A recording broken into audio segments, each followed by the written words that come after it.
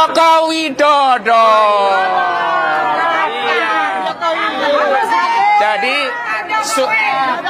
surat panggilan kepada Joko Widodo di Desa Sumber, daerah Solo sana juga sampai dan diterima. Tapi kita tahulah kalau si Raja Ngimbul itu pasti tidak datang. Ya. Tapi tetap kita panggil karena ini kewajiban kita sebagai warga negara memanggil seorang Jokowi lewat lembaga peradilan. Kalau saya panggil sendiri kan nggak bisa. Jangan sampai keduluan dipanggil malaikat pencabut nyawa. Jadi mudah-mudahan saudara Joko Widodo pada sidang selanjutnya bisa hadir atau setidak-tidaknya menunjuk surat kuasa untuk lawyer. Tapi dengan catatan, karena dia bukan presiden, nggak boleh pakai jaksa agung loh. Jangan pakai jaksa agung. Jangan pakai setnek. Jangan pura-pura lupa Anda bukan presiden lagi. Jangan pura-pura lupa Anda ini sudah tidak punya kewenangan lagi. Tunjuk saja lawyer. Nah, baru kita pengen tahu siapa sih lawyernya Jokowi, gitu loh, ya. Siapa sih yang mau belain tukang bohong? Nah, siapa yang mau belain yang memberikan fasilitas PSN yang merugikan dan menyengsarakan rakyat Banten? Karena kemarin kami ada musyawarah besar di Banten, di Aula Kecamatan Pontang. Semua warga Banten marah. Mereka tidak ridho tanahnya dirampas. Mereka marah karena proyek punya Aguan ini bikin cilaka. Bikin apa? Cilaka. Ada yang kecelakaan, ada yang meninggal, ada polusi, ada rumahnya jadi rusak rontok, ada ribut-ribut sehingga tidak bisa tenang, ada laut dipagari, ada jalan-jalan diuruk, ada rumah tanahnya diuruk, ada sungai diuruk, pantai dipagari, sampah menumpuk, tambak diurut, sawah tidak bisa ditanami lagi, korban banjir dan yang lainnya. Jadi sekali lagi kita juga mau tahu siapa sih orang-orang yang saat ini mau pasang badan untuk membela orang-orang dolim ini. Catat semua orang-orang yang membela orang-orang dolim, dan mudah-mudahan oleh Allah orang-orang dolim ini disibukkan dengan sesama orang dolim. Dan yang paling penting, nanti kita akan beri kesempatan pada lawyer-lawyer lain, juga kepada prinsipal. Saya ingin tegaskan, negara ini adalah negara hukum. Negara ini saat ini presidennya Prabowo Subianto. Negara ini bukan negaranya Aguan. Jadi sebenarnya mekanisme paling sederhana untuk menyerahkan surat panggilan kepada pihak tergugat jika tidak ditemukan, itu bisa dititipkan ke lurahan. Nah, kalau kelurahan mustahil gak kenal saudara Aguan. Republik ini siapa yang gak tahu saudara Sugianto Kusuma alias Aguan? Apalagi setelah digugat rakyat, nama Aguan itu viral. Jadi pakai P ya, viral di mana-mana nama Aguan itu. Gak mungkin gak ada yang tahu. Nah, tapi karena tadi diminta untuk melengkapi, kami akan melengkapi, mencari tahu alamatnya. Jadi kepada bapak-bapak, tadi kurangnya cuma nomor, tapi kami akan sounding bukan hanya nama, alamat kantornya. Kalau perlu kami carikan alamatnya rumahnya sendiri, atau alamat rumahnya di Singapura, kita kasih semua. Ya, biar dia tidak ngumpet lagi, biar dia datang ke pengadilan untuk mempertanggungjawabkan proyek PIK 2 yang telah menyengsarakan rakyat. Demikian, assalamualaikum warahmatullahi wabarakatuh. Hati-hati mas, ya, jangan bermain api, nanti kamu kena api. Jangan lawan orang baik, orang jujur, kalah kamu. Jangan bilang Jokowi bohong-bohong. Jokowi gak pernah membohongi rakyatnya, gak pernah. Kenapa kamu waktu presiden yang dulu gak begini? Waktu Bu Mega menjabat, kenapa kamu gak begini? Kenapa kamu gak diurusin? Kenapa kamu udah memperkarakan waktu ada pejabat-pejabat yang sebelum Jokowi? Kenapa dia? Kenapa baru Pak Jokowi yang kamu urusin? Ingat, jangan main api, kena api. Hati-hati. Jangan lawan orang baik. Pasti kamu kalah. Tuhan gak tidur. Paham? Apa yang mau belain yang memberikan fasilitas PSN yang merugikan dan menyengsarakan rakyat Banten? Ini seharusnya manusia yang satu ini seharusnya janganlah dilepaskan dari kandang, ya kan? Hanya buat gaduh, hanya buat ribut. Bisa nggak sih Anda itu sekali aja gitu loh, anjing, berbuat baik untuk negara ini. Janganlah Anda itu merasa seperti korban ataupun orang-orang yang terjalimi. Anda tuh berbuat baiklah dulu untuk negara ini satu kali ini saja. Janganlah menjadi provokator. Kami capek melihat tingkah laku Anda itu semua. Anda itu tukang pengadu domba gitu loh. Tukang provokator. Sekali aja gitu loh. Anjing. Kok bisa Anda berkata seperti itu gitu loh. Mengadu domba masyarakat. Mengatakan hal yang tidak benar kepada masyarakat. Anda itu gerombolan barisan sakit hati. Gerombolan yang suka melawan pemerintahan. Sedikit aja Anda itu berbuat baiklah untuk negara ini, anjing. Apa yang sudah Anda berikan untuk negara ini sampai Anda berkata hal seperti itu? Kalau Anda tidak suka, silakan keluar dari negara ini. Jangan suka buat gaduh negara ini. Saya muak banget melihat muka Anda itu. Tak habis pikir melihat tingkah laku Anda itu. Malu dikit woi, anjing. Pak Kozinudin ini dari Pak Jokowi menjabat sebagai presiden sampai dengan saat ini beliau udah nggak menjabat lagi, udah lengser. Dia tetap vokal ya, tetap hadir untuk terus menyerang Pak Jokowi. Bagi Ahmad Kozinudin dan juga kawan-kawannya, Pak Jokowi ini mereka anggap sebagai sumber malapetaka. Jadi segala persoalan permasalahan bangsa kita semuanya disalahkan atau ditujukan kepada Pak Jokowi. Ya, kambing hitamnya adalah Pak Jokowi. Semuanya karena Jokowi. Ya, Jokowi selalu disalahkan. Semua kesalahan ada di Pak Jokowi. Jadi ketika ada persoalan yang ada di mana itu bisa ada celah untuk memperkarakan atau mempersoalkan serta menyalahkan Pak Jokowi, di situ Ahmad Kozinudin pasti masuk. Tadi sudah seperti job bagi mereka, ya, pekerjaan bagi mereka untuk terus-menerus menyerang atau menjatuhkan Pak Jokowi. Jadi dia menggunakan momen atau kesempatan ini untuk membesarkan namanya, mempopulerkan profesinya itu, ya. Makanya Pak Jokowi nggak mau meladeni orang-orang seperti Kozinudin ini karena bukan kelasnya Pak Jokowi, ya. Apalagi tadi dia dengan pedenya meminta Pak Jokowi untuk mengirim lawyer-lawyer yang nanti akan berhadapan dengan mereka, ya. Ya, saya yakin Pak Jokowi juga tidak akan mau melakukan hal yang seperti disampaikan oleh Kozinudin. Ngapain juga kirim lawyer-lawyer untuk berhadapan dengan orang-orang sekelas Kozinudin, ya. Itu bukan levelnya Pak Jokowi. Jadi Kozinudin ini hanya dianggap sebagai ya seperti sampah masyarakat atau sampah negara. Begitu besarnya Jokowi, jadi setiap apapun yang terjadi, produk-produk politik yang ada sampai saat ini selalu dikaitkan dengan Jokowi. Kalau salah itu urusan Jokowi. Kalau menang, kalau salah itu pasti produknya Jokowi. Kalau bener itu pasti produknya si Anu. Woi, Jokowi dua periode itu telah membantu Indonesia keluar dari masa krisis, khususnya krisis pandemi. Itu sulit, geng. Kalau nggak ada kepemimpinan kuat saat itu, mungkin Indonesia tidak sebaik ini.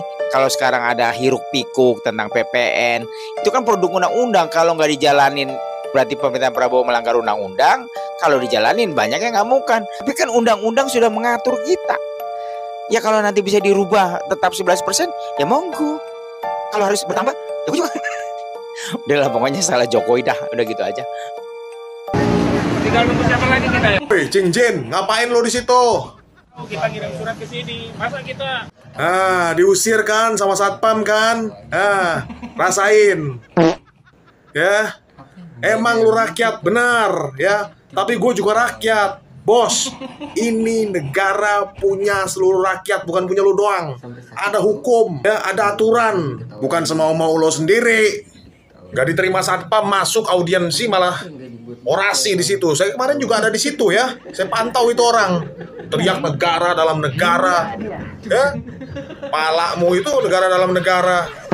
Ini negara Indonesia, bos. Sejak kapan ada negara dalam negara di sini? Ngawur aja kalau ngomong, ya. Ini jangan-jangan lo tuh yang negara dalam negara. Gue masih ingat, ya. Lu apa waktu itu? Lu pendukung ormas yang dibubarin HTI itu kan? Ada bahkan pengen bubarin Densus ini orang. Pernah ada buktinya itu. Bubarin aja Densus katanya dia. Jangan-jangan dia yang negara dalam negara. masa kita ke Ancol gitu. Nah, udah bener itu ke Ancol, refreshing, ya. Biar bersih hatimu. Nggak teriak negara dalam negara mulu. Aduh. Kencing jen. Ya, saya akhir-akhir ini melihat video orang yang katanya ngerti hukum, intelektual, manusia merdeka, tapi kenyataannya tidak merdeka sama sekali. Nah, kalau mau membela Said Didu, apalagi seorang lawyer, tidak perlu membangun opini, tidak perlu membangun narasi. Ya bela saja di meja hukum, di pengadilan, di wilayah hukum itu sendiri, gitu loh. Nah, nampaknya orang tersebut ingin membangun narasi, ingin mencari simpatik, seakan-akan membela rakyat.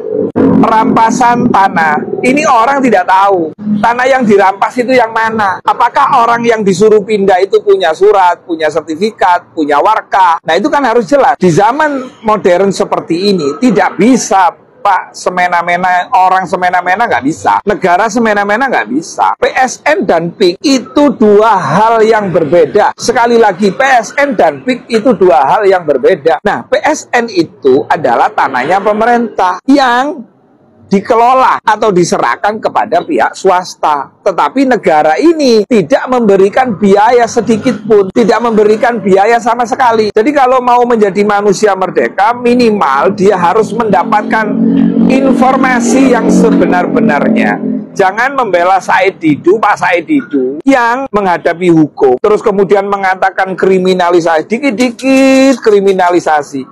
Gak bisa, kalau tidak ada fakta hukumnya, kalau tidak ada dua alat bukti, tidak bisa negara ini melakukan kriminalisasi terhadap orang, apalagi orang ini terkenal. Said Didu itu kan orang terkenal. Kalau diperiksa polisi, tidak perlu menuduh polisi melakukan kriminalisasi, menuduh Pak Aguan melakukan kriminalisasi. Ini adalah menyebarkan fitnah, menyebarkan hoak adu domba yang dilakukan oleh saudara Hosinuddin ini, yang pentolan HTI itu, gitu loh, pakai takbir segala. Jadi pahami dulu PSN itu apa, tanahnya siapa, kemudian rakyat yang dirampas itu yang mana. Karena saya sudah melakukan investigasi bahwa warga atau masyarakat yang terdampak daripada proyek PSN ini juga mendapatkan ganti rugi kerohiman selama mereka melakukan atau mengerjakan atau menggarap tanah tersebut. Nah, karena pemerintah itu ingin bahwa tanah ini berfungsi dengan baik dan lebih bagus lagi dan menciptakan lapangan kerja yang lebih besar, akhirnya dibentuklah atau ditunjuklah yang namanya PSN tadi itu dan dikerjakan oleh swasta. Dan kita harus terima kasih loh sama swasta, karena negara tidak membiayai sama sekali proyek strategi nasional. PSN itu berarti bukan rumah yang digusur ya Gus? Beda ya Gus? Bukan, PSN itu Mas, tanah-tanah yang di bawah naungan Kementerian Lingkungan Hidup, tanah-tanah yang tidur lah istilahnya, kan seperti itu. Mangrove-nya aja di situ kan ada 91 hektar. Itu di master plan dirubah menjadi 555 hektar mangrove-nya gitu loh. Jadi bukan untuk menghabisi hutan yang harus dilindungi namanya mangrove itu gitu. Makanya sebelum hanya di era Jokowi laut punya sertifikat. Mari kita bahas. Yang pertama, kita harus ketahui siapakah yang berhak mengeluarkan sertifikat tanah. Apakah Jokowi? Tidak dong. Siapa? Ya BPN. BPN yang berhak mengeluarkan, bukan Jokowi. Ya, tanya sama BPN-nya. BPN mana yang mengeluarkan pada waktu itu? Apakah kabupaten ataupun nasional? Tanya. Kecuali lu nyalahin Jokowi itu ada statement dari Kementerian Pertanahan yang dulu menjabat di era Jokowi bahwa saya disuruh Jokowi. Baru Anda bisa menyalahkan Jokowi.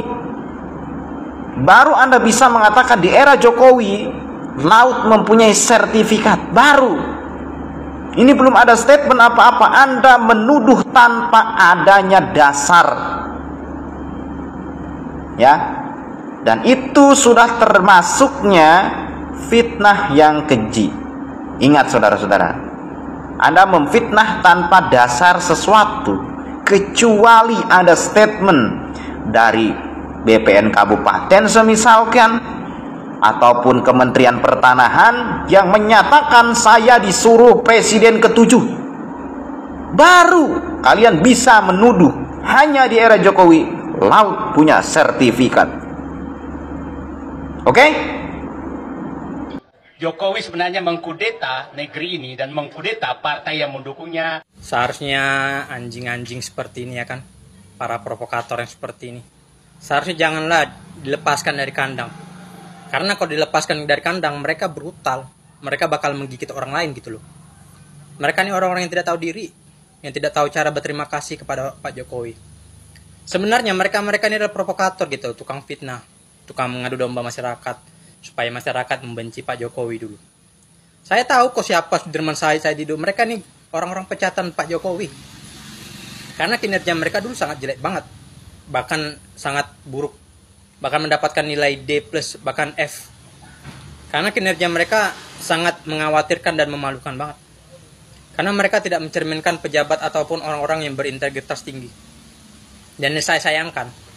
Pak Sudirman Said ini seolah-olah menjadi korban ataupun orang-orang yang tersakiti oleh Pak Jokowi. Padahal mereka ini gerombolan provokator.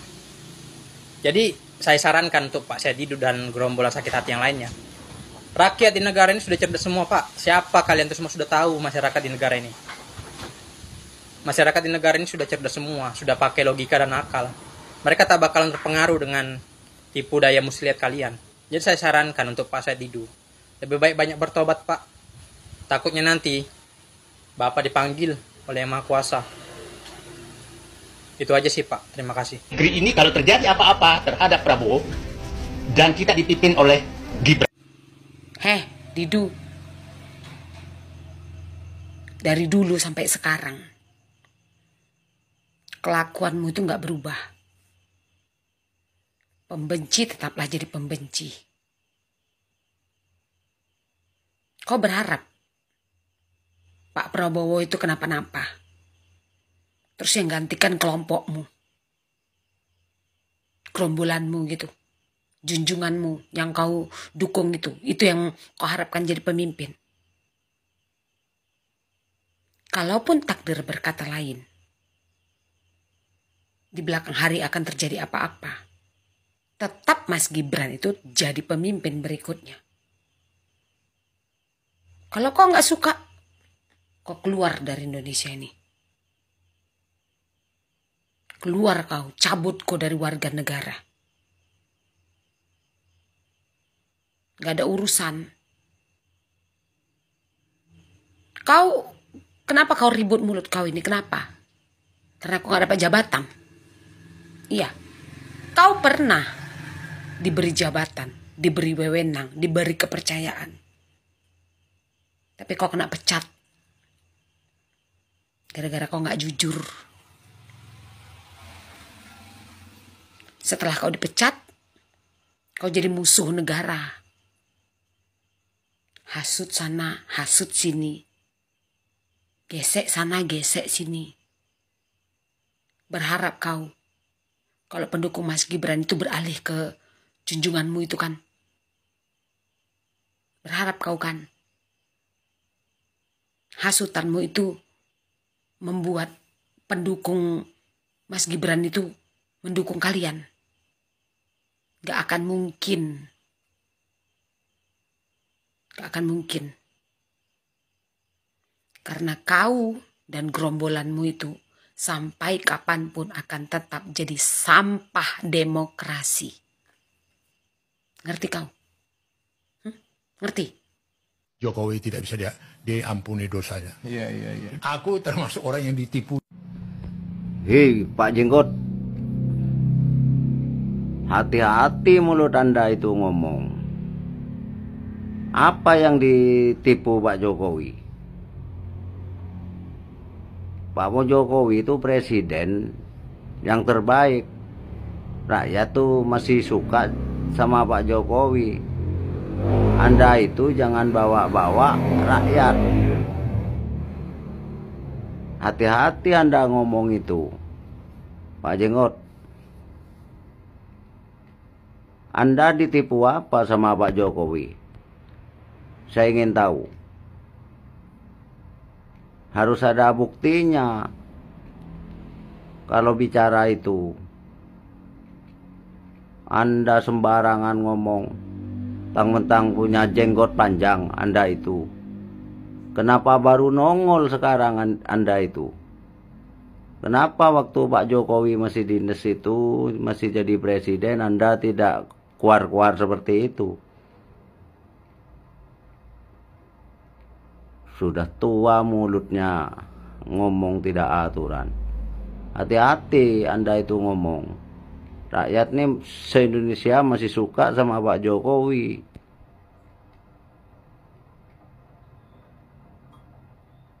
Rakyat jangan buat alasan Pak Jenggot ya. Rakyat tuh masih suka sama Pak Jokowi itu. Kalau mau bicara itu harus ada bukti. Kalau nggak ada bukti jangan bilang Pak Jokowi nipu Anda. Nggak bener Anda itu ngomongnya.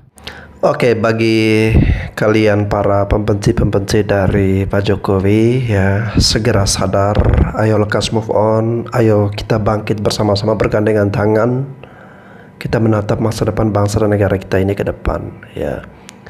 Jangan bikin kegaduhan mulu, dan harus diingat bahwa Pak Jokowi ini udah nggak menjabat lagi sebagai presiden, beliau udah jadi rakyat biasa. Sekarang yang menjadi presiden adalah Pak Prabowo dan juga Mas Gibran. Nah, ini hal yang selalu saya ingatkan berulang-ulang, dan nampaknya pembenci-pembenci Jokowi ini nggak mau sadar ya, tidak sadar-sadar juga. Mereka masih menganggap bahwa Pak Jokowi adalah presiden. Bahkan di video-video saya sebelumnya itu saya mereaksi bapak-bapak yang sakit hati, bapak-bapak yang meluapkan kekesalannya, bahkan mencaci maki warga-warga yang mendekati Pak Jokowi. Ini kan aneh dan lucu guys ya. Pak Jokowi didekati, dicintai, disukai oleh masyarakat Indonesia, mereka nggak suka. Bahkan yang mau mendekati, menyalami, berfoto bersama dengan Pak Jokowi itu mereka serang. Mereka keluarkan kata-kata kasar. Mereka mengatakan bahwa yang masih mendekati atau kerubuti Pak Jokowi ini adalah orang yang tidak waras. Yang sebenarnya tidak waras itu adalah mereka sendiri. Tidak suka ketika melihat antara sesama manusia ini bahagia, menderita, melihat orang lain bahagia, dan dia bahagia melihat orang lain menderita. Ini mungkin berlaku bagi para pembenci-pembenci dari Pak Jokowi. Tapi ketahuilah seperti yang disampaikan oleh netizen tadi, jangan melawan orang baik, jangan bermain api, dan nanti Anda akan terkena apinya. Oke guys, saya kira itu saja. Terima kasih sudah menyaksikan video dari saya. Sampai jumpa lagi.